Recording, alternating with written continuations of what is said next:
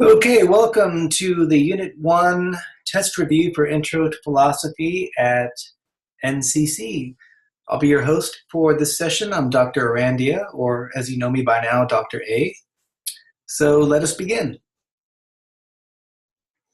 All right, Chapter 1.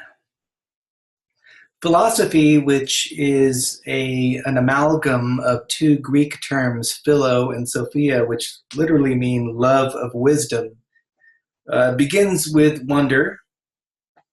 It is the desire for truth, for wisdom. So I think you can kind of tell the answer from that one.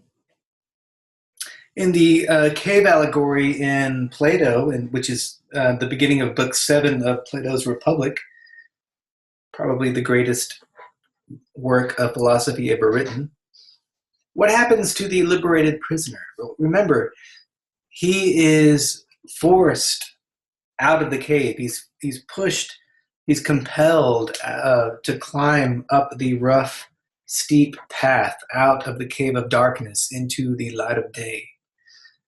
Right? And he sees the sun, which represents truth and wisdom. And he goes back down into the cave to share with the fellow prisoners what he has seen outside of the cave, to share the truth with his fellow prisoners. And he is not received kindly. He's ridiculed, he's abused, and ultimately he's killed. Number 3, in the allegory of the cave, the shadows on the cave wall represent the fundamental opinions about right and wrong, good and bad, just and unjust, etc., that govern in a particular community. Well, that would be, of course, true. The cave represents the authoritative opinions that enslave and govern and guide communities, societies, nations. Every human community is governed by a cave, right? Every worldview is its own cave, and it is the task of philosophy to try to separate in the worldview that it encounters, let's say the American worldview, it's to separate what is true from what is untrue. That is what philosophy does. It uses the tool of critical thinking to find out what is true from the belief system that one inherits and separate that out from what is untrue. Number 4, in the allegory of the cave, Socrates describes, well, this is an easy question, right? The cave is it's a metaphor, it's an image. So he describes a deep cave-like dwelling underneath the earth, inhabited by prisoners who have never seen anything else but shadows projected on the cave wall. So according to the allegory of the cave, the process of getting out of the cave is, well, it's not easy, right? It's arduous. In fact, the liberated prisoner has to be compelled out of the cave. He doesn't go out willingly. He has to be forced out. So just think for a moment about the implications of that image. Plato seems to be saying that enlightenment, truth seeking, is not something that comes natural to us as a species, but rather that it has to be forced upon us. That we are by nature slavish, that we seek to cling to the opinions and the worldviews that we are given at birth without taking the time and the effort to really question them. Number 6, for Plato, the process whereby an individual leaves his or her state of ignorance will occur by, well, we've covered this already. It is through coercion. It is not voluntary. Our default position is sheepish slavishness, going along to get along.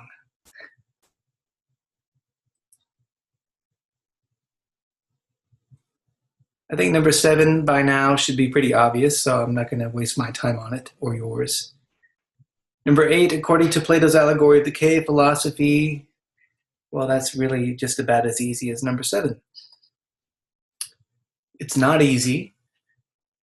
It requires critical thinking skills. It involves self-examination, self-analysis, and in particular, critical thinking pointed towards the opinions, beliefs, worldviews, and, dare I say, prejudices that we inherit from our community, from our parents, from our teachers. Number 9. This is a nice SAT-like question. In Plato's cave allegory, the sun is to the shadows of the cave as... What does the sun represent? Well, think of darkness. Can you see anything in the dark? Of course not. Darkness represents ignorance. By contrast, the sun illuminates the world. The sun allows the world to disclose itself, to present itself to our senses, to our eyes. The sun represents the truth. So compare the sun to the shadows, and you can see how the allegory works. I'll leave it at that. So Plato's allegory suggests that we are not all philosophers. It's actually a kind of a pessimistic allegory. It suggests that the human being has a natural tendency to cling to ignorance and superstition, to believe what it wants to believe rather than what is the truth, and to resist knowing the truth when the truth contradicts the human being's fundamental assumptions and beliefs and desires and wishes. In other words, Plato's cave allegory suggests that enlightenment on a broad scale is simply not possible, that most human beings are and shall remain prisoners in the cave.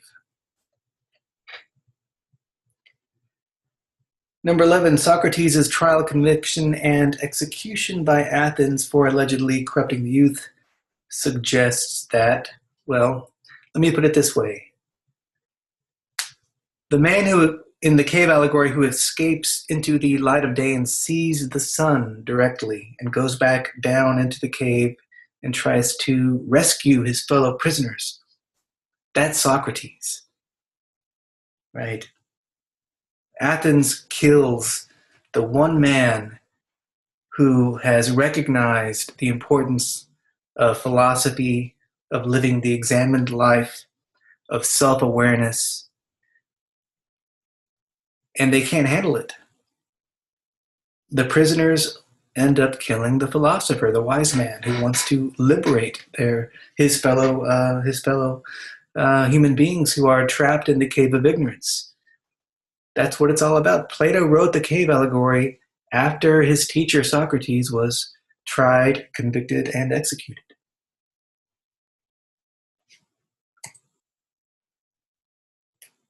All right, number 13. Each of the following would be an example of a prisoner in the cave except. This should be obvious. Look over the answer options. I think you'll see clearly that it's none of the above. Okay, moving to the Euthyphro. So the Euthyphro is a dialogue that revolves around a certain question. Every Platonic dialogue deals with a particular question. If you read the Republic, Plato's Republic, it deals with the question, what is justice? If you read the Symposium, which is, I think, the most beautiful dialogue of Plato, it deals with the question, what is beauty? What is love? In the Euthyphro, they are talking about a particular question, namely, what is the pious, or what is piety? What makes something pious?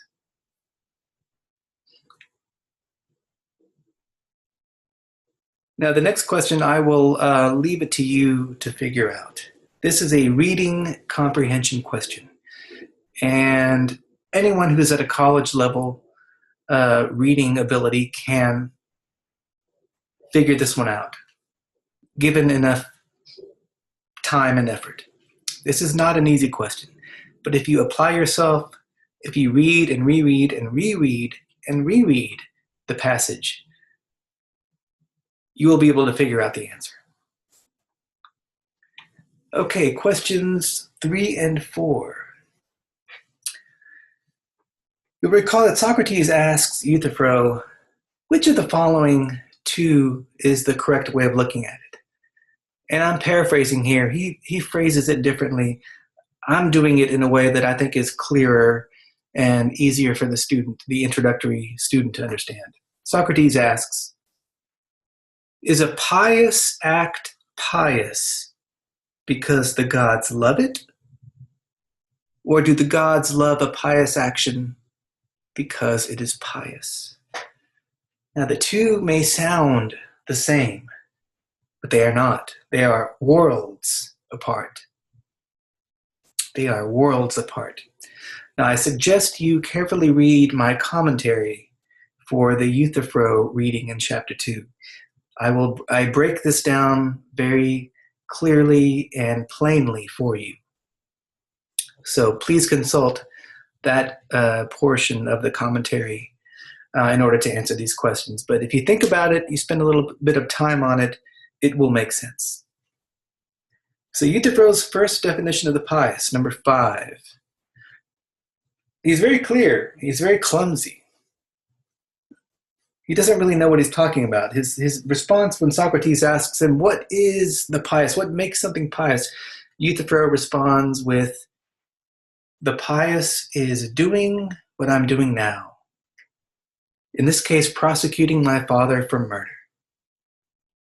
So he uses an example, namely the example of prosecuting one's father for murder, as a definition. And Socrates is dissatisfied with that answer because he is asking for a definition. And Euthyphro is merely giving Socrates what at best is an example and not a definition.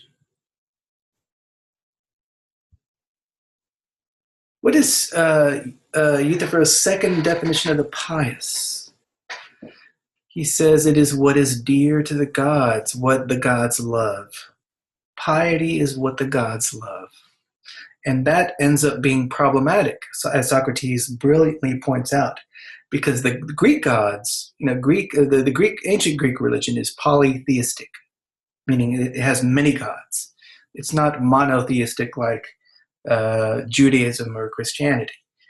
It is polytheistic, and the multiplicity of Greek gods happen to disagree about what it is that they love and what it is that they hate. So to say that piety, to use Euthyphro's second definition of piety, to say that it is what is dear to the gods leads necessarily to a contradiction, because Apollo may find one action to be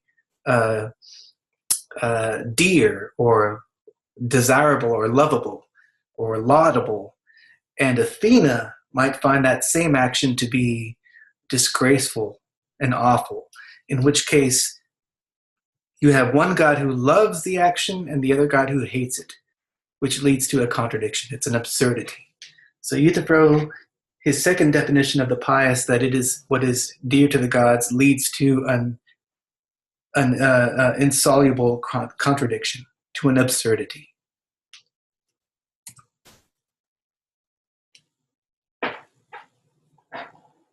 So Socrates steers the discussion towards the kinds of things that gods disagree about. This is in the second half of the dialogue. And he mentions two different types of things over which one may disagree. And he starts with the larger and the smaller, the heavier and the lighter, the taller and the shorter, and so forth. And it's clear that those are not the kinds of objects that we really disagree about or fight about, because they're measurable. You can quantify those types of things. If you say to me, I weigh more than you, or I'm taller than you are, and I disagree with you, we can settle that dispute easily by each of us getting on a scale or having our height taken, our measurements taken, and then we can say, we can numerically register the height differences or the weight differences, and settle the dispute once and for all. So that's not the measurable things are not the kinds of things that the gods fight about. Socrates then goes on to the good and the bad, the noble and the base, the beautiful and the ugly. Those are the things over which the gods and human beings disagree and fight over. What is the difference between the good, the beautiful, and the noble, as opposed to the heavier, the taller, and so forth? What's the fundamental difference between the two classes of objects? Well, when you're talking about the good and the noble and the just, you're talking about qualities or values that really cannot be weighed and measured the way physical objects can. So there will be necessarily disagreement about these things, at least among human beings, right? And so Socrates is explaining why the Greek gods, the gods that one reads about in Homer and Hesiod and the Greek tragedians, right, the polytheistic Greek gods, he's explaining why or what kinds of things they fight about. And they fight about precisely these intangible, abstract qualities or values, the good, the just, and the beautiful. All right, number 10. This is a tricky one. This is a really tricky one, but I think you can make sense of it if you just spend enough time thinking about it. What is the difference in saying that something is pious because the gods love it, and, on the other hand, saying that the gods love something because it is pious? Well, there's a huge difference. So you can strike out answer option A. You can strike that out because that's not the right answer. To say that something is pious because the gods love it means that the pious depends on the arbitrary whims of the gods. To say that the gods love something because it is pious means that the pious, or piety, is an independent quality. It's a standard that stands alone, independent of the gods' whims or judgments. It is the truth, pure and simple. And the gods can agree with it or disagree with it. They can acknowledge it or not acknowledge it, but either way, it remains the truth. So what Socrates is looking for in this dialogue, in the Euthyphro, is a definition of the pious that fits that standard, that can be understood independently, in itself, of itself, by itself, without any reference to the gods. And with that, I think you can understand, you can find the answer to question 11.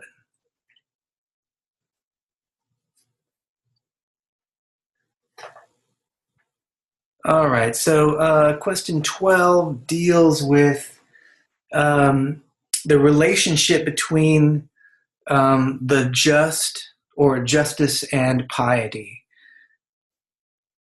Remember, Socrates says that piety is that part of justice that concerns itself with care of the gods. And what remains of justice is that part in which human beings deal with other human beings. So justice has to do with mankind's relationship with the gods on the one hand, and with other human beings on the other. Now, what's wrong with saying on Euthyphro's part that piety deals with the care of the gods. Remember, this is towards the end of the dialogue. And Socrates has to point out to Euthyphro that, hey, look, human beings cannot possibly care for the gods because the gods are perfect. Right? They are beyond necessity. They don't need anything, period. And they sure don't need anything from us. So they have nothing to benefit. They do not stand to benefit from us. Right? They cannot be made better by us. Therefore, they cannot be cared for by us. So to say that piety involves human beings' care for the gods is ridiculous. Right? So Euthyphro has to go back and rethink his understanding of the pious. This takes us to number 13, right? And he ends up arguing in a circle. He finally defines the pious not as what is beneficial to the gods, because Socrates forces him to realize that human beings cannot benefit the gods. You cannot benefit a being who's already perfect, but rather piety is what is pleasing to the gods. But that brings us to the original problem. Right? Remember, the second definition that Euthyphro gave Socrates was that piety is what is dear to the gods, what is pleasing to the gods. But that is absurd because the god. Well, for one thing, the gods are polytheistic, and therefore they disagree as to what pleases them and what displeases them. But secondly, even if they agreed with respect to what is pleasing to them, that in itself would not give us a definition of the pious. Why? Because for the gods to love something or enjoy something does not give you a definition of what that is. Let me give you an example. This is an example I use in my lecture courses, in my live classes, my on-campus, on-site classes. Imagine you are living in the Middle Ages, in the 14th century, and you step into a time machine and you travel forward to the 21st century, and you and I meet. And I happen to speak to you. Let's assume that we speak the same language, and I tell you, you know what? There is this substance called Coca-Cola, which I really love. And you ask me, what is Coca-Cola? And I just say to you, it happens to be something that I really enjoy.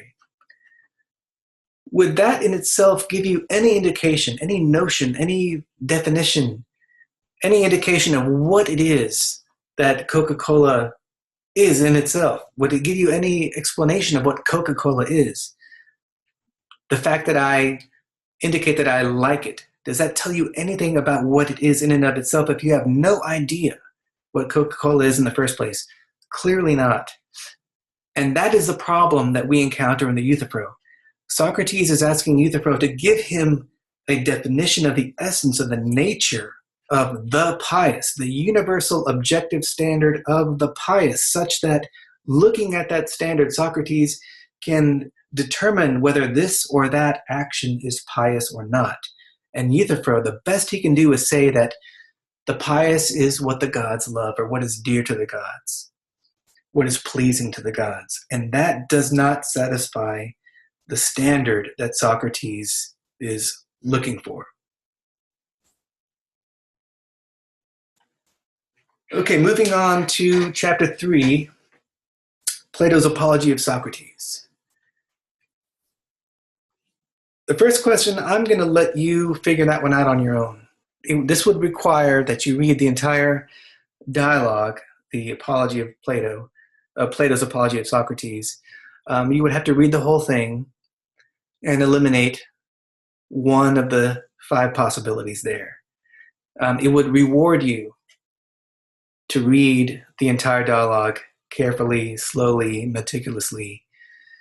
So I'm not going to make it easy for you. So you can read it on your own and figure that out. Second question. At the beginning of the Apology, Socrates states that he must first defend himself against his first accusers. Which of the following accusations did they make? Well, Socrates is accused of 5 different charges, which are enumerated 2 or 3 times throughout the Apology. Basically, I'll go through them one by one. He's accused of studying natural science, of studying the things in the sky and beneath the earth. That is to say, astronomy and geology. And that was considered impious or disrespectful to the divine, because the gods were believed to rule the underworld, or Hades, and studying geology implies that one is not really convinced by the stories that the poets tell about Hades, so that in other words, Socrates is accused of wanting to double check and see for sure whether the stories that the poets tell about Hades are in fact true by digging beneath the earth to see if there really is such a place as Hades. And likewise, astronomy, the Greek gods were believed to control the heavenly bodies, to control the orderly movements of the stars and so forth, and to resort to scientific explanations of the movements of the heavenly bodies suggested in the eyes of the Athenians that Socrates was not convinced by the traditional religious explanations about the divinity of the heavenly bodies.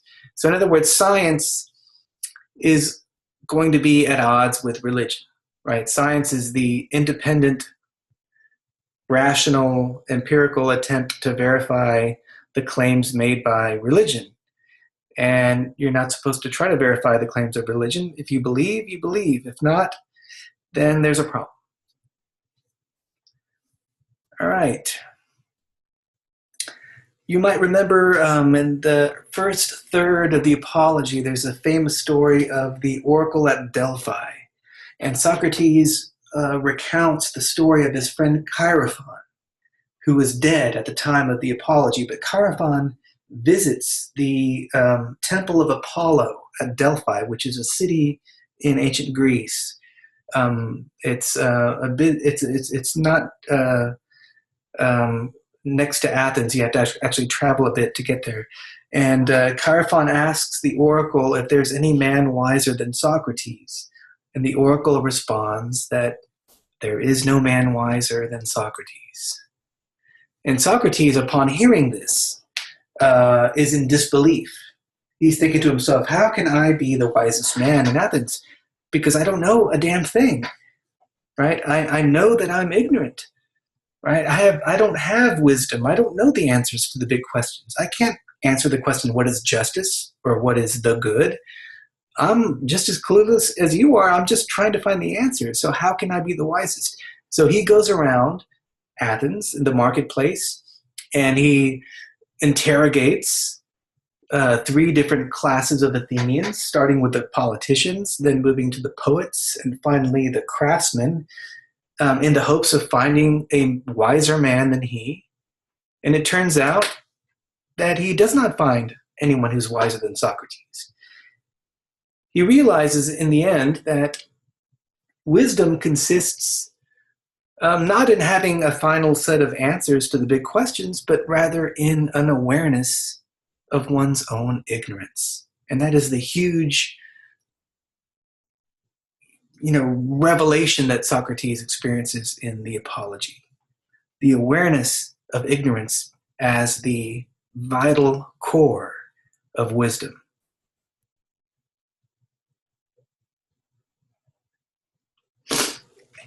If you go to the middle section of the Apology, that's a really fascinating, explosive, exciting section in the Apology where Socrates confronts his accuser, Meletus, and he actually cross-examines him in the way a criminal defense attorney would cross-examine a witness.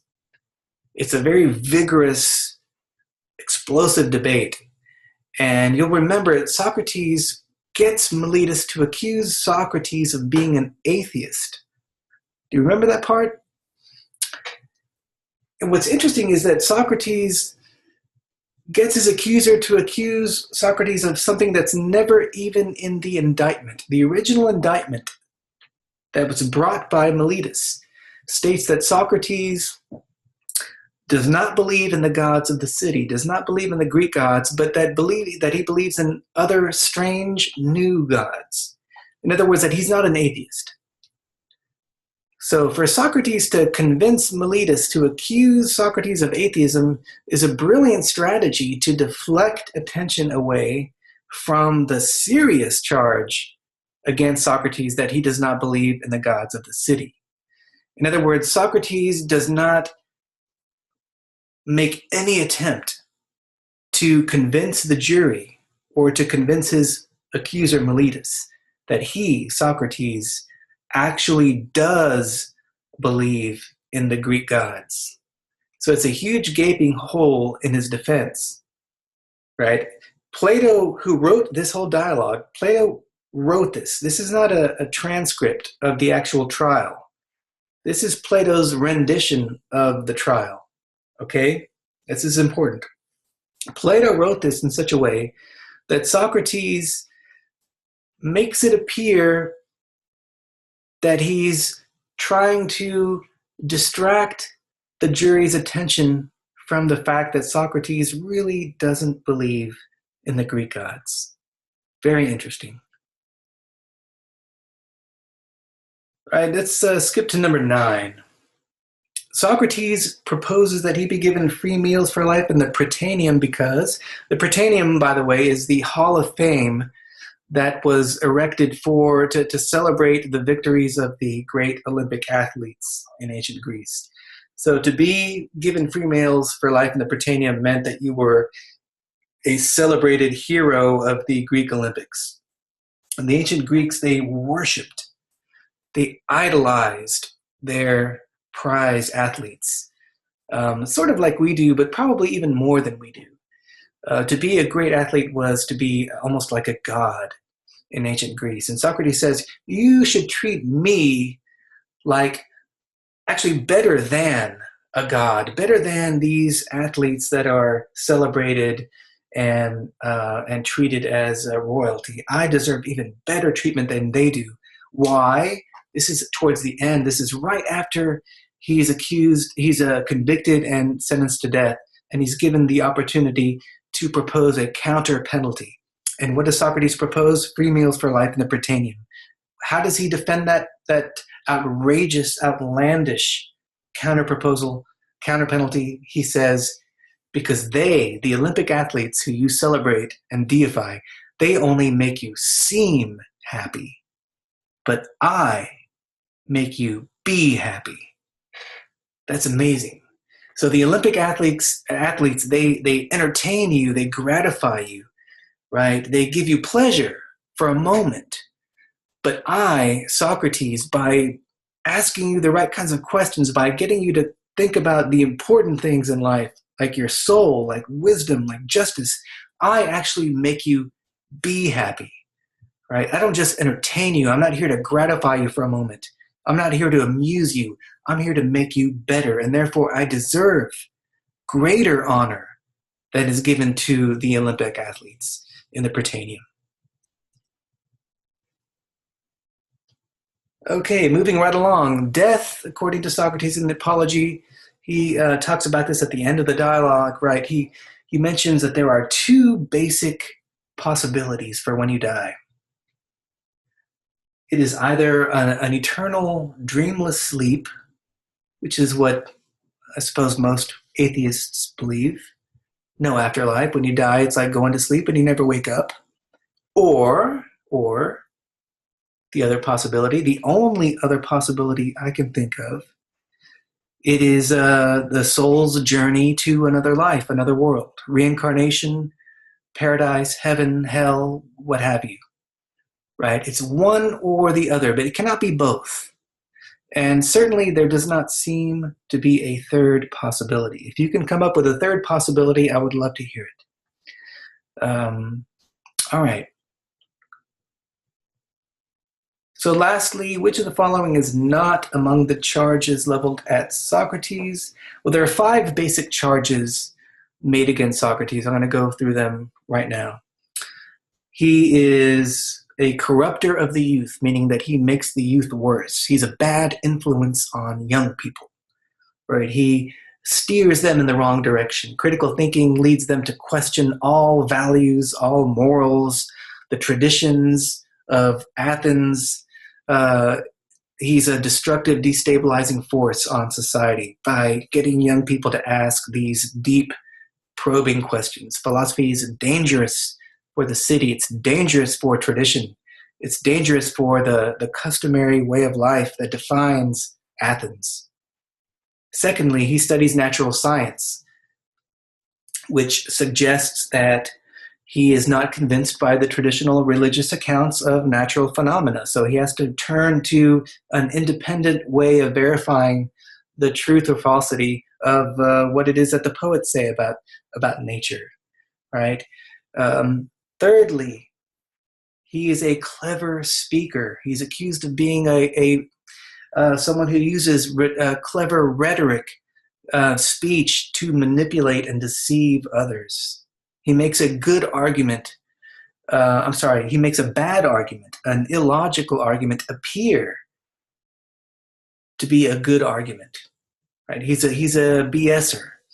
He's a dupe. He's a manipulator. Right? He's someone who takes advantage through clever speaking. Fourthly, he brings in strange new gods. This is really one of the weirdest of the charges. He is accused of inventing new gods, and he claims that he has received since childhood this voice, that he hears a voice. He calls it a divine voice that has guided him throughout his life. And he doesn't identify the god with one of the established Greek gods. He doesn't say it's Apollo or Zeus or Athena. He describes it as a private god, a god that only speaks to him. And that did not sit well with his fellow Athenians. He was seen as someone who's trying to innovate with the Greek religion, and you don't want to mess with tradition, right? It did not sit well with the Athenian establishment. This notion that he was bringing in a new god into the tradition. What's the other one? Corrupting the youth. Did I say that already? Yes, he was suspected of being a bad influence on young people, getting them to question things that ought not to be questioned, such as whether morality was a good thing, whether the gods existed, whether democracy is in fact a good form of regime, and so forth. You can see how a traditional conservative gatekeeper of the Athenian tradition might see Socrates as a very suspect figure. All right, human wisdom as opposed to divine wisdom. This refers back to the Oracle of Delphi passage in the Apology. Human wisdom basically for Socrates is self-awareness, self-knowledge. In other words, the awareness that we as human beings know nothing, right? Which is a huge step forward from those of us who believe we are wise, but in fact are ignorant of our ignorance. Do you see the difference? Right? To be aware of your ignorance is to be leaps and bounds ahead of someone who is unaware of his or her ignorance.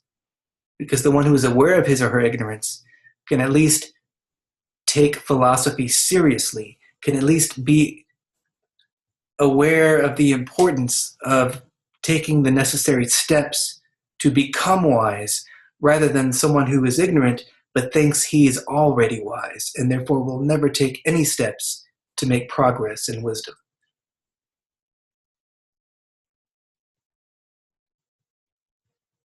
What kind of animal does Socrates compare himself to? He famously compares himself to a gadfly. What is a gadfly? A gadfly is like a horsefly, right? These big flies, they sit on the horse's butt and they sting, right? And he says, I am like a gadfly. I'm on the noble horse that is Athens. I'm trying to sting it into coherence because it has become a sluggish lame, tired horse, the city of Athens. It has become intellectually lazy. It doesn't think anymore. And I'm trying to wake it up, right? But what does the horse do when the gadfly lands on its butt? It uses its tail to swat it. And that's exactly what Athens did to Socrates. It executed the gadfly Socrates. He was convicted, put to death, and that was the end of philosophy for a while in Athens, because it was seen as a threat to the establishment, a threat to the shadows on the Athenian cave, and that is the human condition. Number 17, what do the politicians, poets, and craftsmen all have in common in the Apology? Well, they all think that they are wise in matters in which they are not.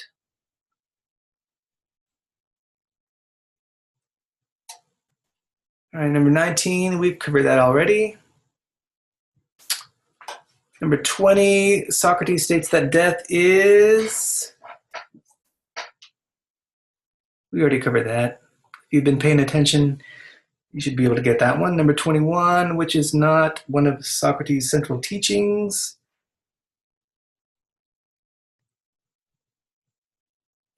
I'll give you a hint. It's not number 2. Socrates believes in the possibility of truth. He's not a relativist. He's not a nihilist. He's a philosopher, and as such, he believes in the pursuit of truth, that there is such a thing as truth to be discovered. He does not negate that possibility, as many do in the 20th and 21st century, or hell, even the 19th century. Socrates is still, he's in the embryonic stage of philosophy in which it was still believed that there was such a thing as truth and that the truth could be discovered by human reason. All right, the essay questions. I think after having gone through the multiple choice questions that you can handle these 3 questions. I'm expecting a good solid paragraph. And by paragraph, I mean 3 to 5 sentences at least. I want a good meaty paragraph for each of the essay questions. And I think you are more than equipped to answer these to my satisfaction. And anyway, I wish you luck on the test, and I'm glad that you were able to participate in the review. So I thank you so much, and good luck on the test, and we'll see you next time. Bye-bye.